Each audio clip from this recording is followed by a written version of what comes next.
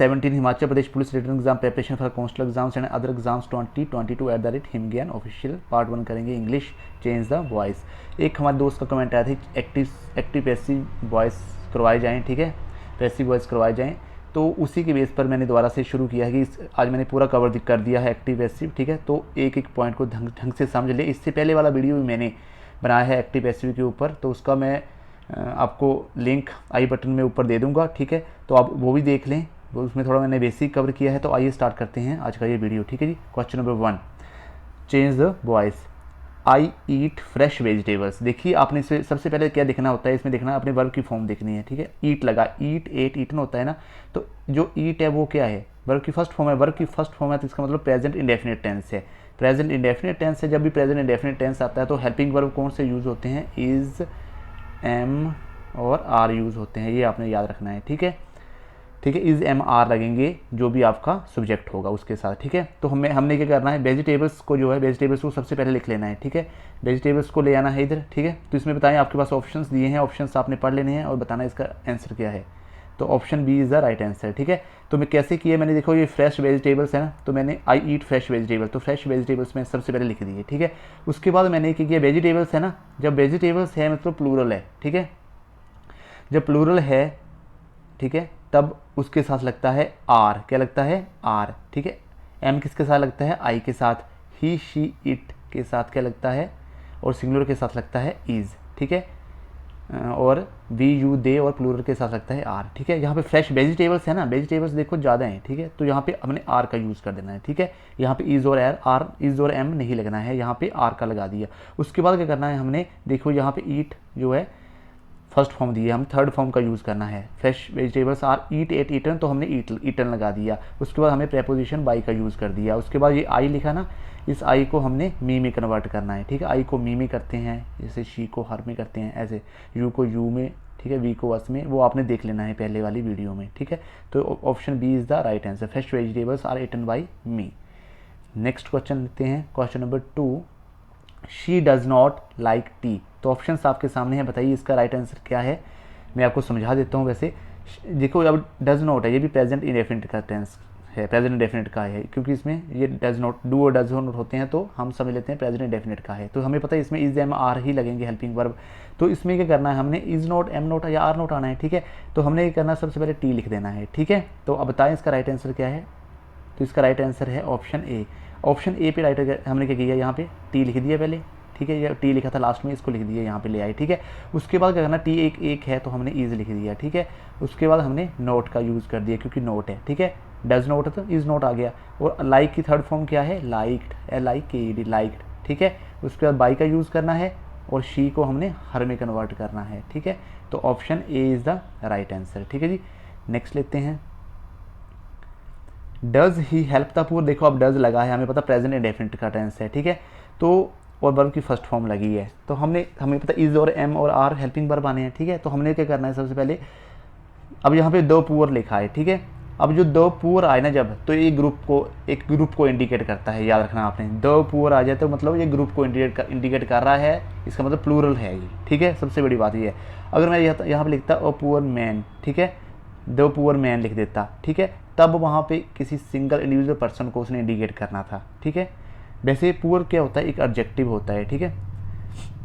अब हम इसको एज ए नाउन की तरह यूज़ करेंगे, तो कैसे करेंगे, दो पुअर लिख दिया हमने। सबसे पहले क्या लिखना है, दो पुअर, POOR, दो पुअर लिख दिया। उसके आगे देखिए, इसके आगे क्या लगा है, डज लगा है ना, तो यहाँ पे आएगा आर, ठीक है, आर लिख दिया, आर द पुअर लिख दिया। उसके बाद वर्ब की थर्ड फॉर्म हमने यूज़ करनी है, हेल्प्ड, HELPD, हेल्प लिख दिया, हेल्प्ड। उसके बाद हमें प्रेपोजिशन बाई लगाते हैं हम। उसके बाद ही को हिम में कन्वर्ट करना है, ठीक है। बताएं, are the poor helped by him, तो option C is the right answer, ठीक है जी। यहाँ पे इंटेरोगेशन लगेगा, तो option C is the right answer. तो ऐसे ही करना है आपने, ठीक है जी। देखिए यहाँ पे भी मैंने बताया है, नोट करें, adjective, it is normally an objective in English. हम इसे एडजेक्टिव ही बोलते हैं, ठीक है। एडजेक्टिव होता है पुअर, जैसे अ पुअर पर्सन, ठीक है, पर्सन की विशेषता बता रहा है पुअर, ठीक है, पुअर है वो, तो ये एडजेक्टिव हुआ, ठीक है। जब हम इसमें लिखा it refers a group of people, ठीक है, हु हैव लिटिल मनी, मतलब ग्रुप ऑफ पीपल को इंडिकेट कर रहा हो तो हम लिखते हैं द पुअर, ठीक है, क्योंकि उनके पास मनी नहीं है, उसको द पुअर, ठीक है। अगर हम बोलेंगे वन पर्सन को इंडिकेट करेगा तो हम लिखेंगे द पुअर मैन, ठीक है। अगर आपको कहीं पढ़ा लिखे आप ऐसा सोच पढ़ें कहीं यहाँ पे लिखा है द पुअर तो समझ जाएं वहाँ पे ये ग्रुप ऑफ पीपल को इंडिकेट कर रहा है, ठीक है, जो मतलब बहुत ज़्यादा लोग मतलब जिनके पास पैसा नहीं है उसको इंडिकेट कर रहा है द पुअर। अगर यहाँ पे लिखा है the poor man, the poor man, तो वहाँ पे हम एक सिंगल पर्सन को इंडिकेट कर रहे होते हैं, ठीक है जी, सिंगुलर को। नेक्स्ट लेते हैं आई एट मैंगोज, ठीक है। बताइए कौन, सबसे पहले हमने देखना यहाँ पे वर्ब की फॉर्म, ठीक है। वर्ब की फॉर्म कौन सी लगी है, सेकंड वर्ब की फॉर्म। वर्ब की सेकंड फॉर्म लगी हो तो कौन सा होता है, पास्ट इंडेफिनिट टेंस है। पास्ट इंडेफिनिट टेंस में क्या होता है, पास्ट इंडेफिनिट टेंस में लगते हैं हमारे बास और वर, क्या लगते हैं, बास या वर हेल्पिंग वर्ब लगते हैं, WERE, ठीक है। अब इनके अकॉर्डिंग ही हमने करना है, ठीक है। अब मैंगोस लिखा ना तो यहाँ पे हमने मैंगोस लिख देना है, MANGOES, मैंगोज लिख दिया। उसका मैंगोस ज़्यादा है तो हमें पता बास तो आएगा नहीं, क्या आएगा, वर, WERE, वर लगेगा। उसके आगे क्या है, एट है, हमें वर्ब की फॉर्म पता होनी चाहिए, ईट, एट, ईटन, तो यहाँ पे ईटन लिख दिया, थर्ड फॉर्म लगा दी। उसके बाद बाई का यूज़ कर दिया और आई को मी में बदल दिया, ठीक है। क्या आया, mangoes were eaten by me. तो बताएं इसका राइट आंसर क्या है, option C, option C is the right answer, ठीक है जी। तो इस तरीके से आपने इनको करना है, ठीक है जी। आगे देखें, हु सा द थीप, देखिए अब सा लगा है, वर्ब की सेकंड फॉर्म लगी है, तो वर्ब इकलौता ऐसा टेंस है पास्ट इंडेफिनिट जिसमें कि वर्ब की सेकंड फॉर्म का यूज़ किया होता है, ठीक है। अब हु को हम करते हैं बाई होम में चेंज, किसमें करते हैं, बाई होम, बाई होम लिख लेना सबसे पहले, ठीक है। उसके बाद क्या करना है हमने, बाई होम स द थीप, ठीक है। उसके बाद हमने लगाना है हेल्पिंग वर्ब, ठीक है। द थीफ है ना, मतलब एक चोर है, ठीक है। By whom was the thief, THIEF, the thief लिख दिया, ठीक है। बाई लिख दिया, सीन लिख देना, सा सी सा सीन होता है, ठीक है, सी सा सीन सेकंड फॉर्म है, ठीक है। तो कौन सा है इसका, option B, by whom was the thief seen, sign of interrogation, ठीक है। तो option B is the right answer. तो इस तरीके से करने हैं, ठीक है। आगे वैन वाले वाक्य हैं, ठीक है, वैन को वैन ही लिख देते हैं। अब डिड आ गया देखो तो भी पास्ट इंडेफिनिट का ही है, इसमें वर्ब की फर्स्ट फॉर्म लगी होती है, ठीक है। तो वैन को हमने वैन ही लिख देना है पहले, ठीक है। आगे देखिए वैन, अब यूर बुक है ना, मतलब आपकी बुक की बात कर रहा है, ठीक है। तो एक बुक की बात कर रहा है, बुक्स नहीं है, तो वैन वास कर दिए इसके साथ। और यूर बुक है ना, ये वाला यूर बुक हमने यहाँ पर लिख देना है, वन वास यूर बुक, ठीक है। और लूज़ की हमने थर्ड फॉर्म का यूज़ करना है, लूज, लॉस्ट, लॉस्ट, LOST, ठीक है, लॉस्ट लगा दिया। उसके बाद हमने करना है बाई का यूज़, और ये वाला यू है ना, इसको यू को रहने, यू को यू ही रहता है, ठीक है। तो ये आ गया इसका, ठीक है। तो 6 का कौन सा है, option D, when was your book lost by you, option D is the right answer, ठीक है जी। वीडियो थोड़ा लंबा हो जाएगा पर आपको समझ आना चाहिए, ठीक है। They will arrange a variety programme, ठीक है। अब क्या इसमें बताएं इसका राइट आंसर क्या है, ऑप्शंस अवेलेबल है। अब विल शैल लगा हो तो फ्यूचर इंडेफिनिट का टेंस होता है, ठीक है, फ्यूचर इंडेफिनिट का टेंस होता है। तो बताएं इसका राइट आंसर क्या है, तो राइट आंसर रहेगा ऑप्शन ए। और वैरायटी प्रोग्राम लिख दिया मैंने इधर, याद देखो, और वैरायटी प्रोग्राम, उसके बाद मैंने एक है तो मैंने विल बी का, यहाँ बिल या शैल लगे हों तो विल बी और शैल बी में कन्वर्ट कर देते हैं। तो विल बी आ गया, अरेंज का हमने वर्ब की थर्ड फॉर्म लगा दी मैंने, अरेंज्ड, आगे मैंने वाई का यूज़ कर दिया, आगे दे को मैंने देम में कन्वर्ट कर दी। तो option A is the right answer, ठीक है।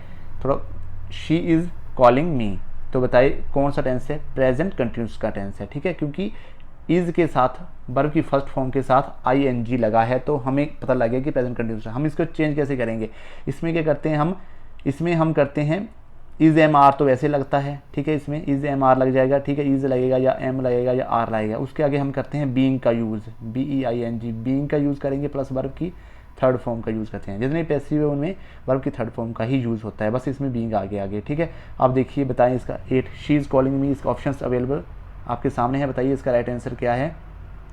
देखो मी को हमने बदल दिया आई में, ठीक है, आई लिख दिया।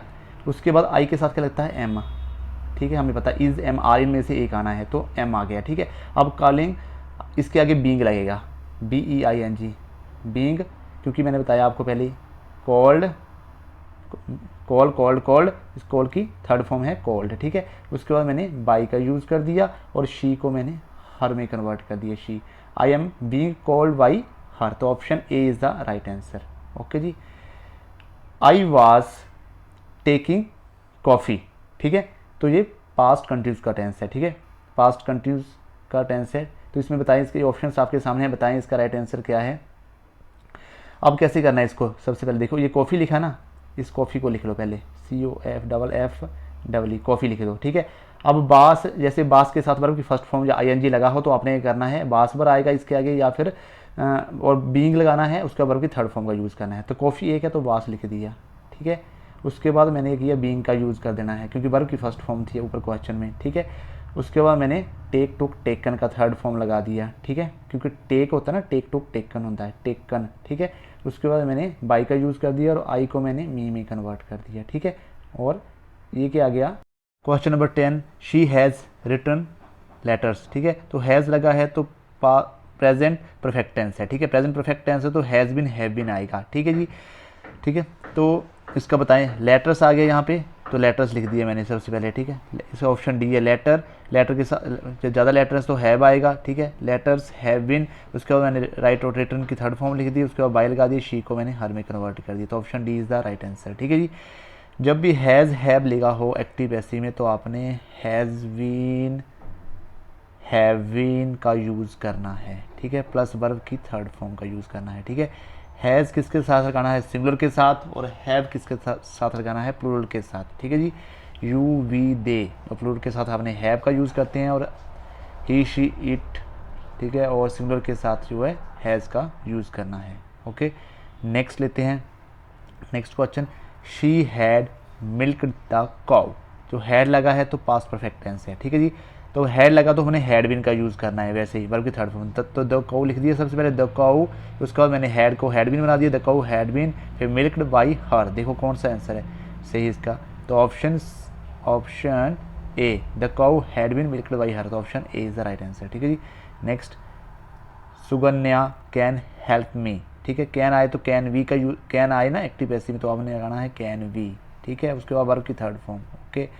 आगे ऐसे माइट आए तो माइट बी, शुड आए तो शुड बी, ठीक है, कुछ भी, वुड आए तो वुड बी, शेल आए तो शेल बी, ठीक है। तो ये आया, ठीक है। तो मी है तो पहले आई में कन्वर्ट कर लो, आई, मी का मैंने आई बना लिया, आई। उसके बाद मैंने कैन का यूज़ है तो आई कैन वी, ठीक है। उसके बाद मैंने हेल्प का यूज़ करूँगा, help, help third form, helped by Suganya, I can be helped by Suganya, option C is the right answer, ठीक है जी। तो इस तरीके से करना है, मी को आई बना लिया है, ठीक है। उसका how can be help you, how को हमने हाउ लिखना है पहले, ठीक है।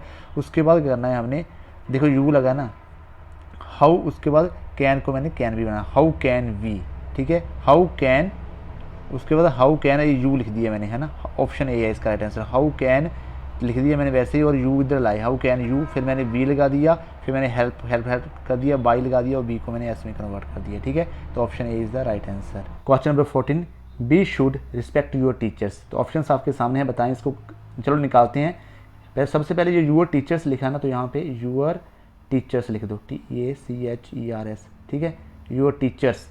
अब देखो शुड लगा था, शुड का शुड भी बन जाता है, याद रखना है आपने, शुड का शुड भी, कैन का कैन भी, कुड का कुड भी, माइट का माइट भी, तो शुड भी लिख दिया। उसके बाद रिस्पेक्ट थर्ड फॉर्म है तो मैंने थर्ड फॉर्म का यूज़ करना, respect, respected, respected, PECTED, respected, ठीक है। उसके बाद मैंने बाई का यूज़ करना है, और उसके बाद वी को मैंने अस में कन्वर्ट करना है, वाई अस। तो क्या आया, your teachers should be respected by us. तो देखिए यहाँ पे कौन सा, यहाँ पे your teachers should be respected by us, your, तो ये ऑप्शन बी इज़ द सही आंसर। यहाँ पे यूर आएगा, यहाँ पे गलत लिख दिया मैंने, बाई ओ यू आर, सही कर लें, your teachers should be respected by us, तो option B is the right answer, ठीक है जी।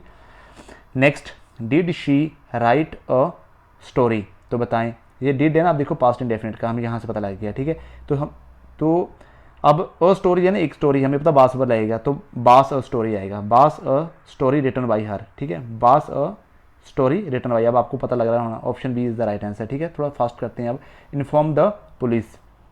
अब इस टाइप के सेंटेंसेस को करने, इनको बोलते हैं इंपरेटिव सेंटेंसेस, ठीक है।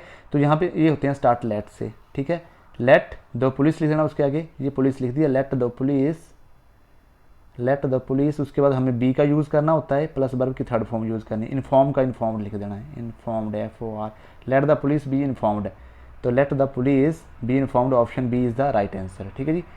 नेक्स्ट देखिए, अब थोड़ा समझा देता हूँ, एक्सप्लेन कर देता हूँ आपको। इंपरेटिव सेंटेंस, इंपरेटिव सेंटेंसेस में क्या होता है, प्रार्थना की होती है, रिक्वेस्ट की होती है, ठीक है, एडवाइस सलाह की सलाह देनी होती है किसी को, ठीक है, आप सलाह दे रहे होते हैं, रिक्वेस्ट करते हैं किसी को, ऑर्डर देते हैं, ठीक है, तो उनको हम इंपरेटिव सेंटेंसेस ऐसे करते हैं, you are advise to, you are requested to, you are order to, ऐसे लिख सकते हैं इनको, ठीक है जी। हम इनका स्ट्रक्चर क्या होता है, इनका स्ट्रक्चर होता है सबसे पहले हम लेट लिखते हैं, उसके बाद हम जो ऑब्जेक्ट है वो लिखते हैं, फिर हम बी लिखते हैं, अगर नोट वाला वाक्य है तो नोट बी लिखते हैं, नहीं तो थर्ड फॉर्म का यूज़ करते हैं। उसके बाद अगर हम प्लीज़ और काइंडली लिखा हो तो हम उसको रिमूव कर देते हैं, ठीक है जी। अब देखिए क्लोज द विंडो, तो क्या लिखना, सबसे पहले हम लेट लिख दिया मैंने, देखो लेट लिखा था, उसके बाद मैंने न्यू ऑब्जेक्ट, मतलब ये ऑब्जेक्ट है ना विंडो, तो हमने 2 विंडो लिख दिया, ठीक है, उसके बाद मैंने वी का यूज़ कर दिया। अब नोट बी मैंने क्यों लगाया, क्योंकि नेगेटिव सेंटेंस नहीं है, अगर नोट नेगेटिव होता तो हमने नोट बी का यूज़ करना था, यहाँ पे बी लिख दिया, ठीक है, ये बी लिख दिया मैंने। उसके बाद मैंने क्लोज थर्ड फॉर्म का यूज़ करना, तो क्लोज क्लोज क्लोज, देखो क्लोज है, क्लोज क्लोज क्लोज, तो ये आ गया, ठीक है, let the window be close, ऐसे भी लिख सकते हैं। अब हो रहा है क्लोज द विंडो, तो ये ऑर्डर दे रहा है किसको, विंडो को बंद करो, ठीक है, शट द विंडो ऐसा हो रहा है, ठीक है, तो यू आर ऑर्डर्ड टू, क्या आएगा, यू आर ऑर्डर टू, आगे क्लोज द विंडो, जिस तरीके से भी आपको दिया हो आपने वो ऑप्शन टिक कर देना है पेपर्स में, ठीक है, दोनों टाइप से लिख सकते हैं इसको, ठीक है। नेक्स्ट है do not oppress the poor, मतलब गरीबों को तंग मत करो, ठीक है, तो क्या आ गया, लेट द पुअर, सबसे पहले लेट से यूज़ करना है, लेट द पुअर, क्योंकि ये मैक्सिमम इसमें ऐसा लिखा होता है, लेट द पुअर, आगे नॉट बी का यूज़ कर दिया, ओप्रेस ओप्रेस ओप्रेस लिख दिया, ठीक है, एडवाइस दे रहा है कि गरीबों, तो you are advise to oppress the poor, ठीक है जी।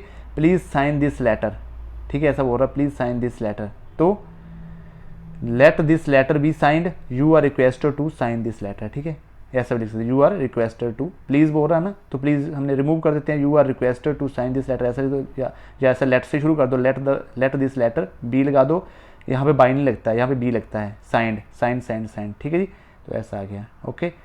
आगे change the voice in the infinitive verb, infinitive verb कौन सी होती है, जैसे ठीक है टू लगाते हैं ना, तो टू के आगे क्या होता है, वर्ब की फर्स्ट फॉर्म लगी होती है, उसको बोलते हैं इन्फिनिटिव वर्ब, ठीक है, जैसे बी और टू रिस्पेक्ट आवर सीनियर्स, तो बताएं इसका क्या आएगा, तो यहाँ पे अगर आवर सीनियर्स मैंने लिख दिया पहले, ठीक है, इधर आ गया, और टू मैंने वैसे लिख दिया, उसके बाद मैंने वी का यूज़ कर दिया, टू के आगे मैंने बी लगाना है, ठीक है, to be respected by us, ठीक है जी, क्या किया मैंने, आवर सीनियर्स और टू ऐसे लिख दिया, टू के आगे, इस टू के आगे मैंने बी लगा दिया और वर्ब की थर्ड फॉर्म लगा दी, बस यहाँ टू के आगे बी लगाना है, रिस्पेक्टेड बाय अस ऐसे आ गया, ठीक है। बी अगर लिखा है he want to insult you, अगर नेक्स्ट है, ठीक है, he want to insult you, तो इसका क्या आएगा, ही वांट्स यू, इधर आ गया टू बी इंसल्टेड, टू के आगे मैंने बी लगा दिया, इंसल्टेड, इस तरीके से करना है, ठीक है।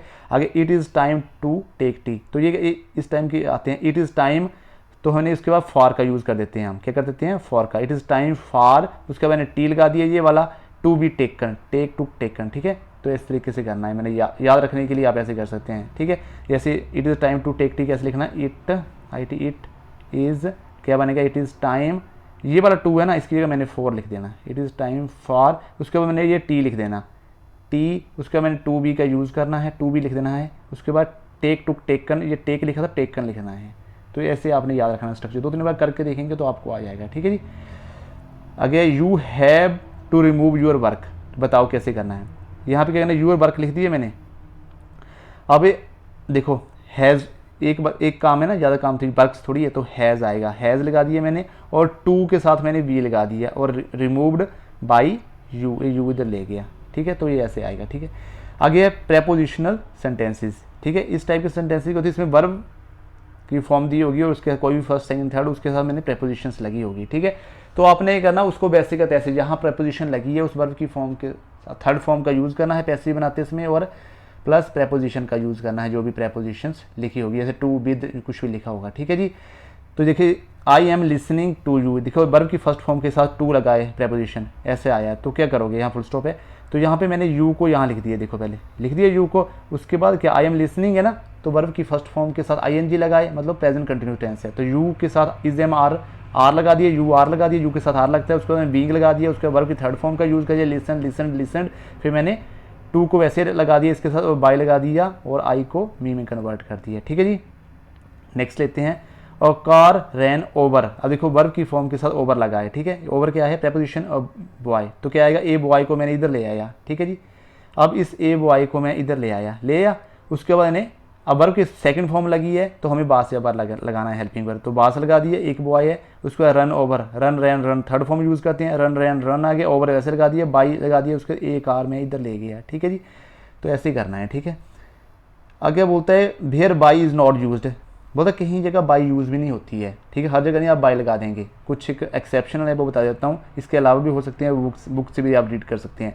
दिस बॉटल कंटेन्स मिल्क है, ऐसे है, तो मैंने मिल्क जो था मैंने ये लिख दिया सबसे पहले मिल्क, ठीक है। उसके बाद कंटेन्स है ना, वर्ब की फर्स्ट फॉर्म के साथ एस या एस लगाए, कंटेन कंटेन्स लगा ना, तो इज एम आर का यूज़ होना है, ठीक है। मिल्क के साथ एक मिल्क है तो मैंने इज लगा दी है, ज़्यादा मिल्क्स होता है सपोज करो तो आर लगा देता है, ठीक है। आगे कंटेन है, कंटेन की वर्ब की थर्ड फॉर्म लगा दी, कंटेन कंटेन कंटेन, इसके साथ इन लगता है, बाई नहीं लगता, कंटेन इन लगा दिया। आगे मैंने दिस बॉटल यहाँ लिया, बाई नहीं लगेगा, ठीक है, दिस बॉटल ये लिख दिया, okay. Next she knows me को मैंने आई में बदल दिया, ये देख आई बदल दिया। उसके बाद क्या है, नो वर्ब की फर्स्ट फॉर्म के साथ ऐसे ही लगा तो मैंने आई के साथ एम लगा दिया, नो न्यू नॉन लगा दिया, नॉन के साथ हमेशा टू लगता है, बाई नहीं लगता है, तो शी को मैंने हर में बदल दिया, ठीक है जी। नेक्स्ट लेते हैं हर डेथ शॉक्ड मी, ठीक है, इस मी को मैंने आई बना दिया, मी की आई बनता है, आई को मी बनता है, ठीक है। अब शॉक्ड वर्ब की सेकंड फॉर्म लगी है, शॉक शॉक्ड शॉक्ड, ठीक है, तो मैंने वास लगा दिया, आई के साथ बास लगता है, बर नहीं लगता है, शॉक्ड कर दिया। आगे शॉक्ड के साथ एट लगता है, आई वाज शॉक्ड एट होता है, बाई हर डेथ नहीं होता, एट हर डेथ को मैं इधर ले आया, ठीक है, तो ये आ गया, ओके जी।